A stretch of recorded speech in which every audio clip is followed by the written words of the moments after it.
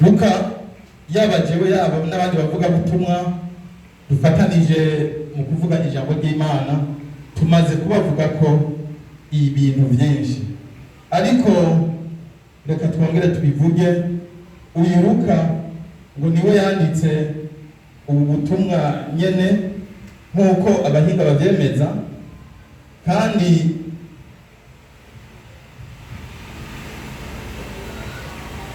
Luka ntabwo yari umuyuda, ariko yanditse avuga cyane ku bayuda, avuga nico Yesu Kristo cyane cyane yakoze.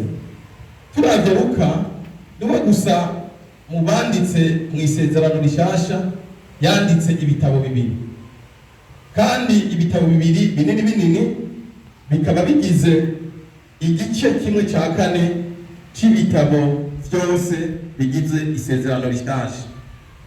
Uyu Luka ngo arangije kwandika ubutumwa ngo uhishurirwa uwitwa Teofilo, noneho buramamara buciye kuri uwo Teofilo.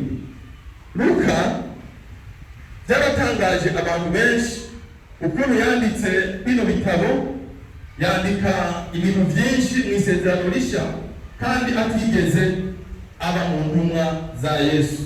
Ariko uravye intahe Luka yashinga, yavuga yuko amakuru yandika kuri Yesu Kristo yayakura ku bantu bagendanye nawe.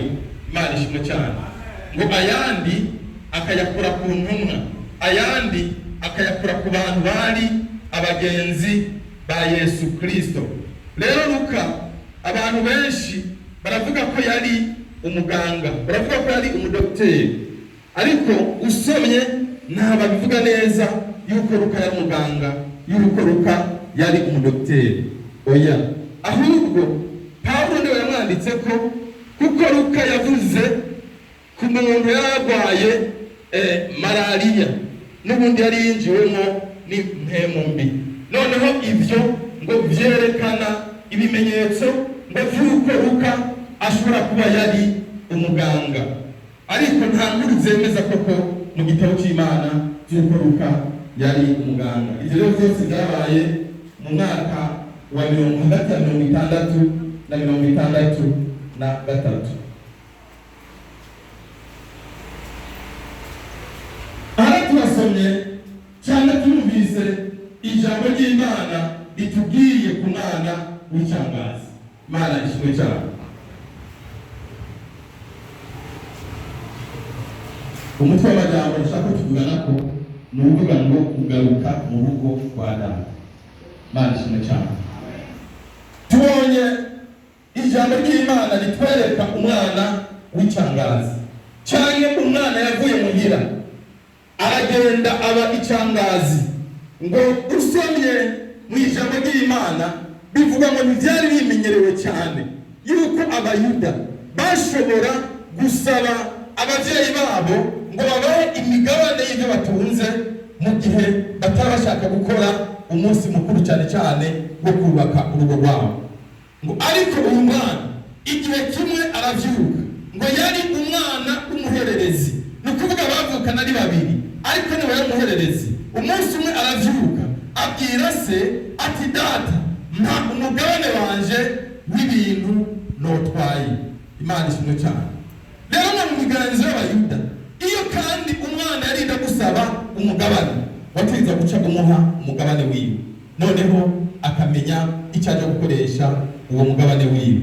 Noneho ijambo ry'Imana ritubwira yuko intumbero yatumye uwo mwana yaka umugabane wiwe yatevye imenyekana mu nyuma, bitangiye kugaragara icyo uyu mwana agiye gukoresha ayo mafaranga, agiye gukoresha iryo tunga yari yahawe.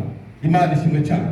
Ni ukuvuga uyu mwana agisaba umugabane wiwe awusaba se, ngo yasabye ibintu vyiwe vyose, ngo nta kintu yari yasize muhira ngo cyari gutuma ahagaruka, kuko yari yafashe ingingo asaba umugabane wiwe, aravuga ati, papa ndagiye kandi si nduwo kuzogaruka. Imana ishimwe cyane. Noneho ngo amaze kugenda ngo ashika mu gihugu cya kure. Ijambo ry'Imana ryatubwiye ngo atangira kwaya ibintu vyiwe mu buhumbu. Imana idufashe cyane ngo ntiyagiye atekane, ntiyagiye ngo akoreshe ubwo butunzi yaje guhabwa na se, ntiyagiye ngo agire umugambi n'ubwo butunzi yaje guhabwa na se, maze ngo agenda mu gihugu cya kure atangira kwaya ivyiwe ngo avyayisha ubuhumbu.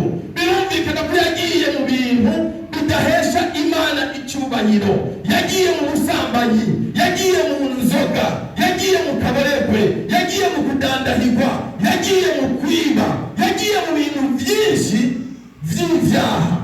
Icyo ijambo rivuga ngo kwaya ni kuvuga ubusanzaza ikintu cyawe cyose ufise ahantu hose ushobora kwibaza ko baguha umunezero.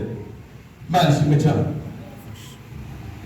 Ariko nubwo ngo yabigenjeje gutyo, ibintu yigeze cyane nta na kimwe kigeze kimuha umunezero. Yarabigiyemo ariko ntibyamuha amahoro, arabijemo ntibyamuha kubaho, abibamo ntibyamuha tuma ngo ahagarara.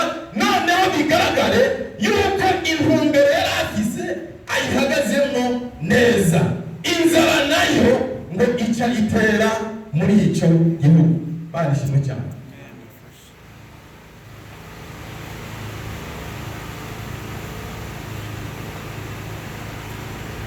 Ngo inzara imaze gutera muri icyo gihugu, ihura n'uko wa mwana bya bintu vyiwe byose bwa butunzi se yamuha yahejeje kubwaya, yabumaze atakintu na kimwe asigaranye. Imana idufashe cyane.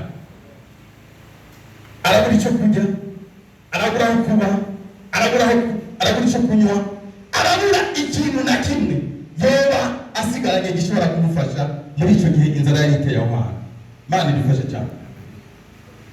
Ijambo ry'Imana ryashishikarira tubwira ngo noneho yigira inama, yigira umugambi wo kuja kwaka akazi ko kuragirira umuntu. Haleluya.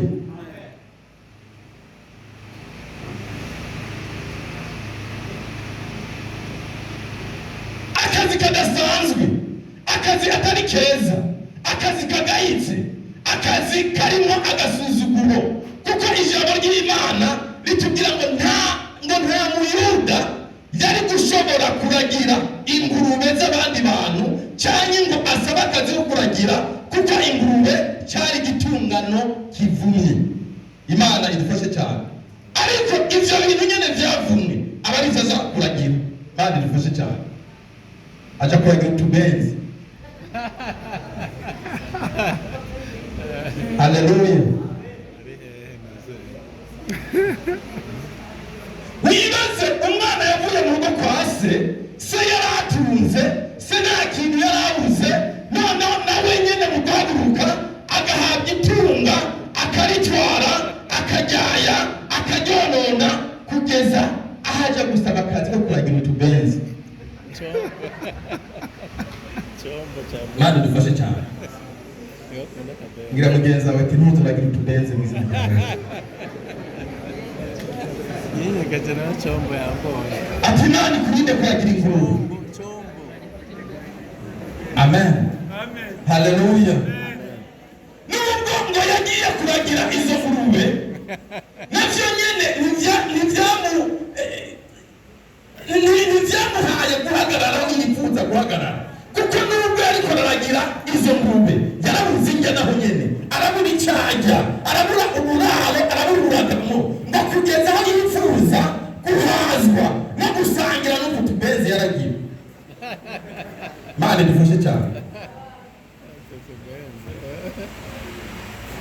Aho kujya bakwita mu tubenzi, ugiye mu kabare barakubaza kutuba akabenzi, sinariza akabenzi cyari icyo, noneho ndabaza akabenzi n'igiki, nayo barangira ngo ni ingurube. Imana idufashe cyane. Ngo yifuza kusangira n'ibishishwa izo ngurube zarya kugira ngo ashobore kumva yuko ahaze, ngo ariko n'ivyo bishishwa navyo byari biharuye. Imana ishimwe cyane. Kugera ku biharuro bidasanzwe. Akabenzi kamwe ni ibi, akandi kabenzi ni ibi, akandi kabenzi ni ibi, kandi niyo ni ukuvuga uyu mwana ntiyaronka n'ibyo bishishwa kuko ijambo ry'Imana ryatubwiye neza ngo ntawamunutse. Kunutsa urumva icyo ari cyo? Ni ukuvuga kukwima rwose. Bya bindi nyine avuga ati naho byogenda gute, naho hoba iki, ibyo ntibishoboka. Gukomesha mu kirundi kirimo igiswahili. Ni ukuvuga nta muntu n'umwe yemera kumuha ibyo bishishwa kugira ngo ashobore gusangira n'izo ngurube. Noneho ngo inzara iramurembya, inzara ishishikara ikomera muri icyo gihugu, kuko iyo ahantu habaye inzara ntipfa gusubira inyuma. Inzara isubira inyuma ariko haje kwisubiza inyuma. Ariko biragaragara yuko icyo gihe inzara yabandanije ibandanya iduga. Noneho wa mwana uko bukeye uko bwije agashishikara kwicwa n'inzara, akicwa n'agahinda, akicwa n'umuruho, akicwa no kunanirwa. Wibaze gukora akazi udashobora kuronka n'icyo ujya kugiguhaza. Bane dufashe cyane. Haleluya. Amina. Imana ikurinde ibyo mu izina rya Yesu. Amen. Haleluya. Amen. Ariko ibyo byava kuki? Byavuye mu ntango ingana umwana yavuye kwa se, noneho abamwe impemu y'ubuyererezi. Imana ishimwe cyane. Impemu y'ubuyererezi ni mbi. Haleluya. Ndakwifurije Imana ikurinde impemu y'ubuyererezi. Noneho ajya kuyerera atwaye itunga ryiwe ryose, ati urugo rwarimo byose, ati ahantu hari umunezero mwinshi, ati hari ibintu byose. Noneho aragenda azi uyagiye.